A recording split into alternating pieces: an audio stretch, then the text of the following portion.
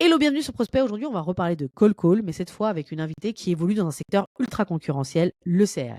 Dans ce genre d'industrie, la majorité des prospects vous sortent la même réponse. On a déjà ce qu'il nous faut. Et là, c'est impossible de répondre un simple OK, ça marche, au revoir. Le sales va devoir, un, persévérer et deux, montrer au prospect que peut-être qu'il a une solution, mais que la sienne va pouvoir vraiment l'aider à améliorer son quotidien. Pour en parler, j'ai invité Gracia Reinhardt, qui a plus de 3 ans d'expérience en sales. Elle a fait un passage chez Amazon et aujourd'hui, son rôle, c'est BDR Enterprise chez Salesforce. Elle maîtrise l'art de transformer un non en opportunité. C'est la raison pour laquelle j'ai voulu faire absolument un épisode avec elle.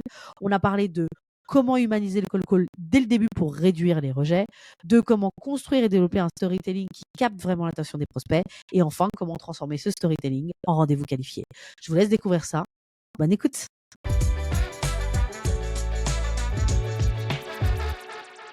Hello Gracia, comment tu vas? Bonjour Laetitia, je vais bien, merci. Et toi?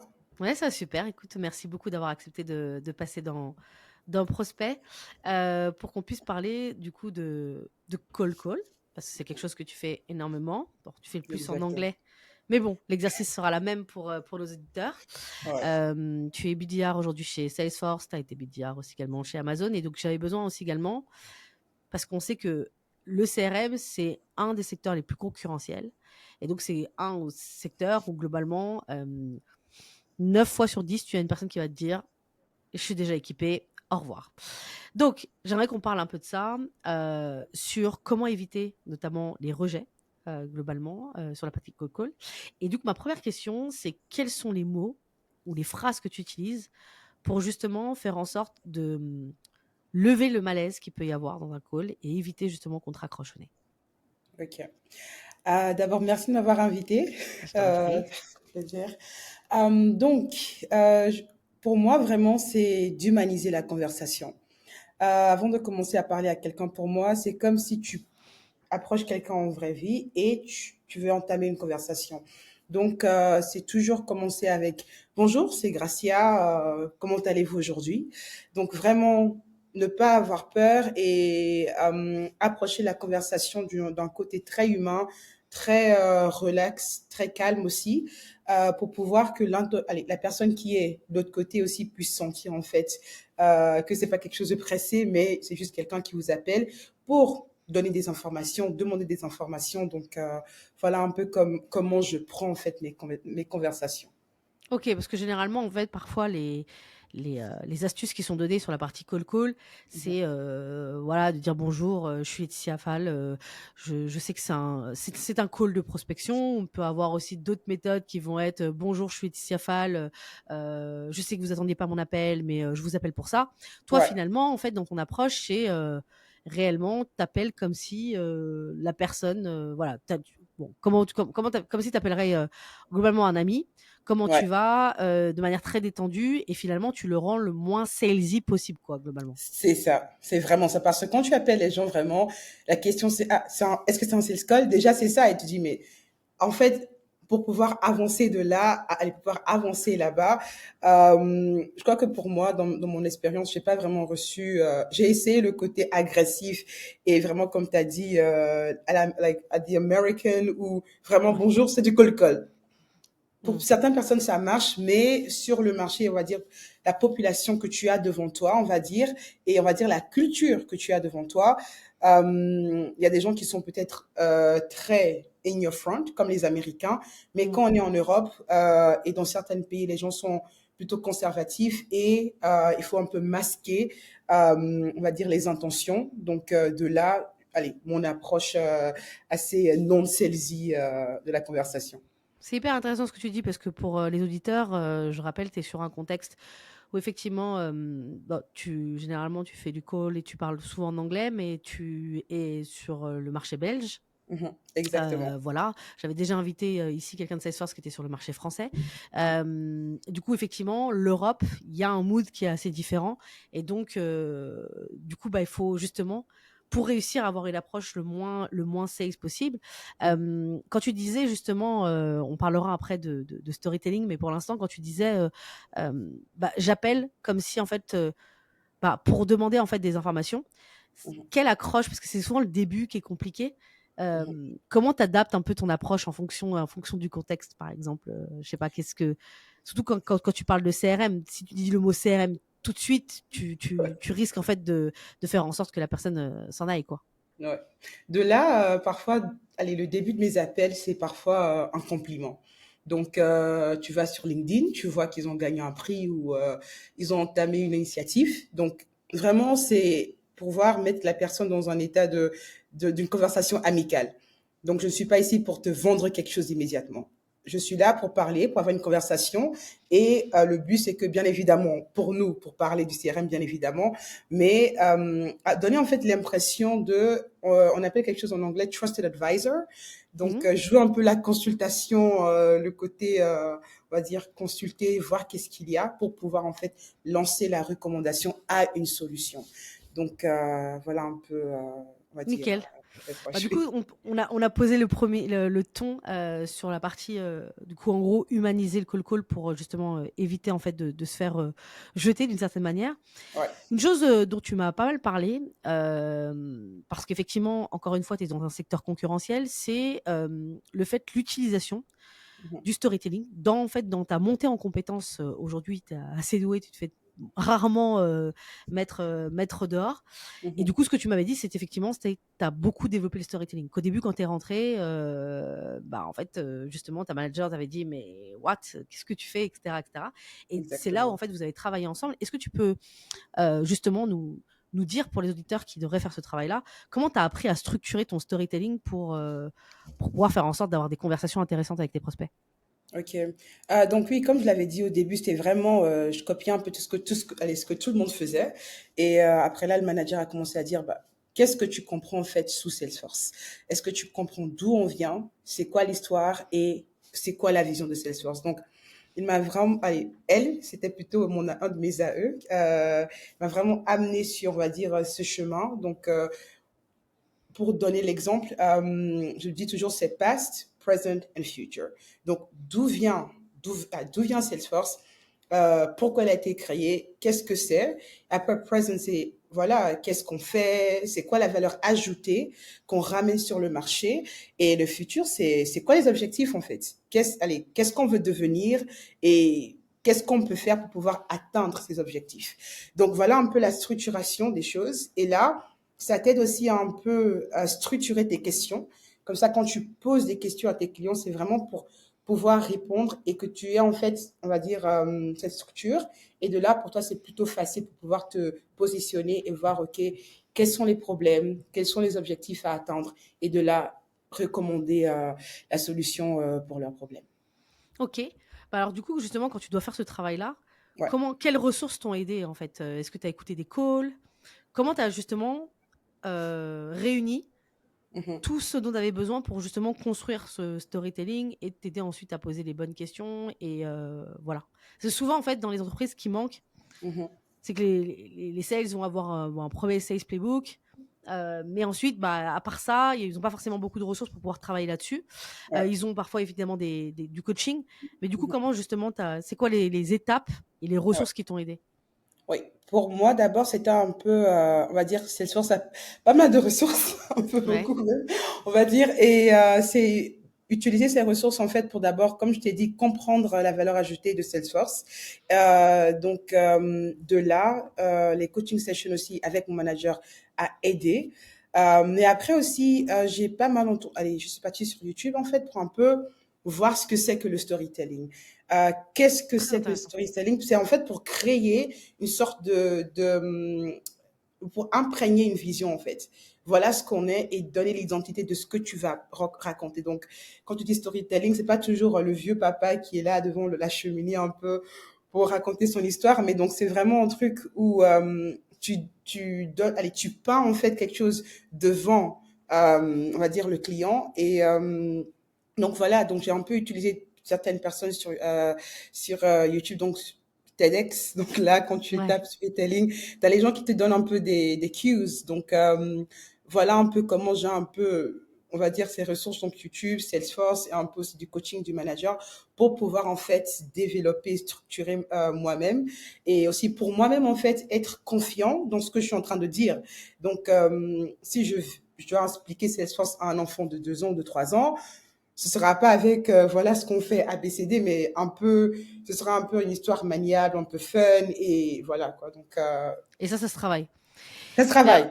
et justement, du coup, tu parles de confiance, parce que du coup, ça se transmet en fait, le fait que tu vas raconter un peu une histoire. Et j'aime bien le truc que tu dis d'un enfant de 2 ans, parce que généralement, moi, j'aime bien dire que quand tu sais raconter ce que ta boîte fait à un enfant de 2 ans ou à ta Mhm. grand-mère, même si elle n'est pas du tout dans le domaine, c'est que tu as Ouais. des chances que tu as le meilleur message. En tout cas, tu as un message qui est intéressant.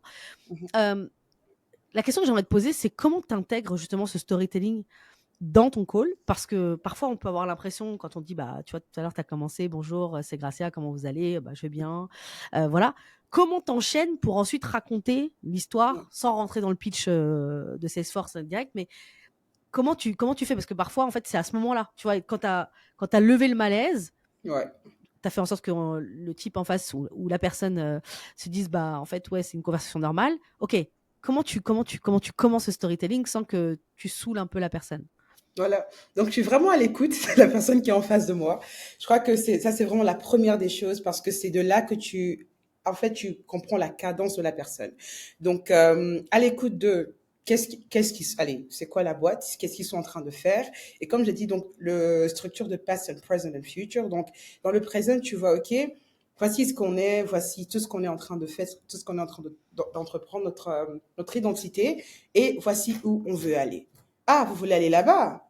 Bien. Donc, comment voulez-vous, quelle manière avez-vous déployé pour pouvoir structurer ou bien pour pouvoir supporter la vision que vous voulez atteindre? Donc, dans ça, avec les réponses que j'ai, de là, je tape immédiatement. Donc, la plupart du temps, j'utilise aussi la référence on va dire, des clients existants. Ça, c'est peut-être une partie que j'ai oublié de mentionner. Vraiment, les clients existants, donc leur témoignage est vraiment donc on va dire quelque chose de clé parce que pour eux, en fait, c'est eux qui ont testé le produit, ils ont eu des résultats avec le produit et fait en sorte que, par exemple, si tu as une maison de production qui a utilisé la solution et il a eu tel et tel, on va dire Résultat. tel et tel résultat, bah, faut que tu ramènes en fait, si tu parles avec un média, allez, pas un média, une maison de production peut-être en Belgique, bah, ramène l'histoire de cette média house et ramène-le pour pouvoir, allez, on va dire embellir Convaincre. leur histoire. Embellir, convaincre, c'est la meilleure carte de visite, c'est utiliser des use cases qui Ouais, permettent de pouvoir faire en sorte que la personne se projette. c'est Et ça. ok, très bien. Du coup, c'est-à-dire qu'à chaque fois, du coup, c'est bah, t'écoutes en fonction comment allez-vous, nan, t'écoutes en fonction de ce que la personne a plus ou moins. En fait, tu commences par quoi? Tu commences par une question. C'est-à-dire Ouais, qu'à partir du moment où en fait la personne, tu lui as dit comment allez-vous, etc., etc. ouais. C'est ce moment-là, en fait, j'ai envie que les auditeurs se disent, ok, toi, tu es dans un secteur vraiment concurrentiel, donc je me dis, si les gens arrivent à capter c'est quoi ton chemin, je Mhm. pense que tu peux aider beaucoup de gens. Donc, typiquement, Ouais, tu commences à dire comment allez-vous, nan, nan, nan. Je suis détendue. Je dis oui, bah écoutez, voilà, ça va bien, etc., c'est etc. ça. C'est quoi, tu vas me poser une question, tu vas te présenter toi, Donc, à quel moment, qu'est-ce que tu fais en fait? Donc, dépendant en fait de l'entreprise, donc par exemple, je donne toujours parfois des références. Donc, par exemple, oui, j'ai été envoyé par telle personne ou telle personne parce qu'il m'a raconté que vous êtes, par exemple, vous avez un projet à travailler sur votre stratégie commerciale. Donc, on a eu cette conversation, mais il m'a pointé vers vous pour avoir en fait le contenu de ce que vous Le faites. Donc, contexte, etc.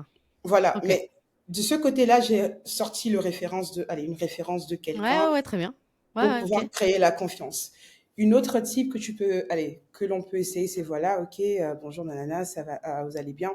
Est-ce que en ce moment, par exemple, l'IA vous parle? Donc l'IA, c'est quelque chose dont tout le monde utilise. Allez, le boom l'IA partout. Ouais, Donc, la traîne est-ce que du vous faites moment. quelque chose avec l'IA? Vous avez entendu? Allez, est-ce que vous en avez? Oh, Entendu voilà. parler. Est-ce que vous en avez entendu parler? Vous faites quelque chose dans la boîte avec l'IA. Donc, juste les petits mots-clés, donc les questions à poser et sans grand contexte pour pouvoir juste donner, on va dire, mettre la scène. Et puis après, donc, avec leurs réponses, là, on peut enchaîner avec les questions assez, on va dire, profondes. OK, nickel, trop bien. Du coup, en fait, maintenant, j'aimerais bien qu'on parle des éléments, en fait, globalement. Mhm. On a parlé du storytelling, etc. Ouais. Comment tu fais donc, tu as les références qui Mhm. sont des éléments clés à mettre en avant pour convaincre un prospect, etc. Comment Mhm. tu fais quand tu as un prospect qui va exprimer un non ferme, Et en ça, fait, on l'a toujours on a déjà ce qu'on fait, on a déjà ce qu'il faut. fait. Ouais. Comment tu gères, en fait, cette objection-là, en fait, généralement? Oui, évidemment, donc quand tu es dans un secteur concurrentiel, un non n'est pas un non, c'est ça. Donc, c'est vraiment apprendre à décortiquer le non. Donc, pourquoi le non? Donc, ça veut dire que parfois, allez, on te dit un non, il ne faut pas dire, ah ouais, ok, merci, au revoir. Non. Pourquoi le non? Donc, ça veut dire que, est-ce que vous avez déjà une solution avec laquelle vous travaillez? Bah, ok, oui. Sur une échelle de 1 sur 10, c'est quoi la satisfaction? Ils te sortent un 6 ou un 7, ok, pourquoi pas 10. Donc, en fait, il faut un peu aller décortiquer les noms et voir, ok, qu'est-ce qui fait que vous dites non, c'est le budget, ok, c'est quand les budgets vont être planifiés pour un CRM, et de là, donc, un peu travailler avec le nom pour voir si on peut encore soustraire des informations ou bien avoir quelque chose qui peut nous lancer peut-être encore sur un autre chemin, je vais dire. Et si c'est du non, non, non, non, non, bon, faut ça, allez, savoir s'arrêter Ça va et se dire, s'arrêter, OK, ouais. bon, là, il y a pas, il y a rien à faire. On a un peu cherché partout et il n'y a rien. Donc, voilà un peu, on va dire, la OK. méthode. Très clair. Du coup, on a parlé en fait de la partie non. Tout à l'heure, tu as parlé Mhm. des références clients, Ouais. ou bien par exemple, vous avez aussi également des choses que vous proposez à côté. Typiquement, vous avez un produit qui peut proposer pas mal d'intégration, par exemple. Mhm. Euh, Aujourd'hui, typiquement, parce que tout à l'heure, tu as dit oui, je les utilise parce que ça permet d'être la vitrine, etc. En fait, ce que j'ai l'impression, c'est que si par exemple, aujourd'hui, tu fais en sorte d'avoir une discussion, ça peut être très rapide, très long en fait, d'intégrer des références clients, d'intégrer le storytelling, d'intégrer le décortiquage des objections, etc. Alors que généralement, toutes les recommandations, c'est de dire en fait qu'un call doit être très court, parce que l'objectif, c'est de vendre le rendez-vous. Mhm. C'est quoi ta position par rapport à ça? Hmm. Ça, et d'un côté, je peux dire que c'est vrai. Parce qu'après, c'est vraiment dire, OK, pour vendre c'est vraiment dire, ok, c'est la, allez, pardon, c'est une des premières choses que j'ai appris à faire ici. Donc, c'est vraiment dire, OK, bonjour, est-ce que vous êtes intéressé par ça, ça, ça? Si oui, prenez le rendez-vous pour avoir un expert et voilà, voilà un peu quoi faire. Pour moi, je crois que c'est toujours bien si tu as la chance d'avoir une conversation avec le client qui est un peu, on va dire, longue en durée. Il faut prendre la chance en fait parce que là c'est ce qu'on appelle le discovery, la découverte en fait, et là tu as même on va dire l'opportunité de venir aller vers le spécialiste et dire ok voilà j'ai eu telle et telle et telle et telle information. C'est comme un peu de l'inbound mais en outbound. Donc la conversation elle est longue, tu as su poser toutes tes questions pour pouvoir avoir le meeting et être préparé au meeting aussi. Donc je suis un Donc toi, peu en fait, toi mitigée. aujourd'hui, par exemple, tes calls sont plutôt Ouais, longs ou sont ouais. plutôt très courts? Là, de ce que tu nous Ça as dit, dé- c'est plutôt long, quoi. ça dépend. Mais là, normalement, quand je suis en call et allez, je tiens quelque chose, c'est quelque chose qui prend du temps. Donc, on va dire à peu près, allez, ça peut aller jusqu'à 5 minutes. Donc, parce que on veut en fait, c'est pas juste, ah, on vous vend le meeting, au revoir. Je suis aussi de la partie, on va dire, enterprise. Donc, toutes les entreprises qui sont de 1000 on va dire, donc, c'est des employés donc de 1000 à, je sais pas, À je sais cinq pas le mille, à nom. 10 000, Voilà, enfin, quoi. Voilà, plus de donc 1000, ouais. tu ne peux pas, c'est pas quelque chose, c'est très stratégique. Hmm. Donc, on ne peut, peut-être un start-up, c'est très facile. Donc, je me souviens encore avec mon expérience à Sodexo, on appelle bonjour ABCD et paf, c'est fini. Donc, le cycle était plus court. Mais quand on rentre sur le côté enterprise, tu peux pas appeler quelqu'un et dire allez bonjour vous voulez ça ça ça non, faut être très stratégique parfois même avec mon account executive on est là des heures, on cherche des gens avec des profils très particuliers, on fait nos recherches, on voit les links donc c'est très stratégique, c'est un travail déployé. Donc quand on est au call on essaie d'avoir le maximum d'informations pour que quand le meeting a lieu il y a du succès et il y a un next step. Donc, OK. voilà un peu. C'est hyper intéressant ce que tu dis, c'est qu'en fait, en fonction, on a souvent des tips qui disent, voilà comment on doit faire un call call, mais en Mhm, réalité, il y a des différences entre quand tu fais un call call, pour, du small business et c'est du ça. call call pour un enterprise où là, en fait, tu vas devoir avoir une stratégie beaucoup plus décortiquée, voir s'il y a vraiment une opportunité, si la personne, en fait, à qui tu parles et donc j'ai une autre question, Mhm. hem c'est justement, tu décortiques à qui tu dois parler. Ils doivent Ouais, sûrement t'arriver de un cas précis d'avoir quelqu'un au téléphone qui ne sait pas vraiment s'il y a un besoin, n'est pas la personne qui s'en occupe parce qu'on peut se dire qu'il faut toujours bien cibler dans la réalité. On appelle tout, on voit c'est toujours ça. dans nos listes des gens qui sont pas du tout ciblés. C'est notre réalité Ouais, de sales, c'est-à-dire c'est que ça. il y a la vie sur LinkedIn et la vraie vie ensuite. C'est ça. Donc même on peut avoir le meilleur ops possible, on a toujours des trucs qui traînent et qui sont pas bons. Comment tu gères justement le fait d'avoir une personne qui capte pas trop ce que tu lui racontes parce qu'il est pas du tout.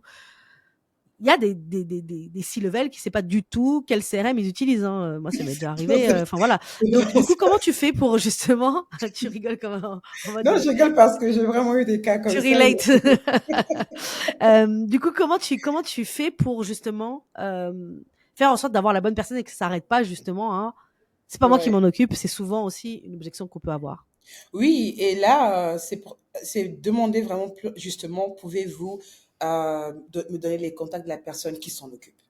Pour Ok, moi, toi direct de mon direct, tu. non, vraiment direct, parce que si vous n'êtes pas la personne à adresser, donc je crois que c'est, et puis dans ton trait amical toujours, et dire, OK, donc si vous croyez que vous n'êtes pas la personne, est-ce que vous connaissez qui dans l'organisation peut m'aider à répondre à ces questions?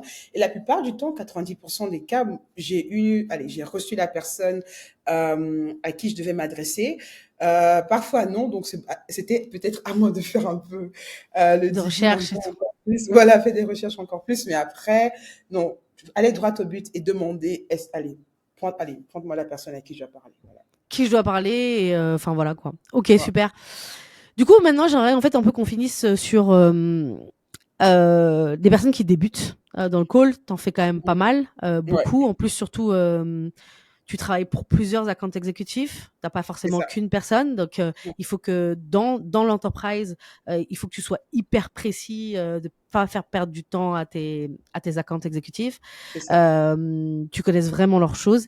Qu'est-ce que tu conseillerais à quelqu'un qui débute dans le call, notamment dans un secteur qui est concurrentiel? Parce que je le sais pour avoir formé des commerciaux, il y a cette peur-là on en a parlé un peu au début, mais en fait, les gens, à la fin, t'es un peu désespéré, mais les gens, ils sont déjà outillés, quoi.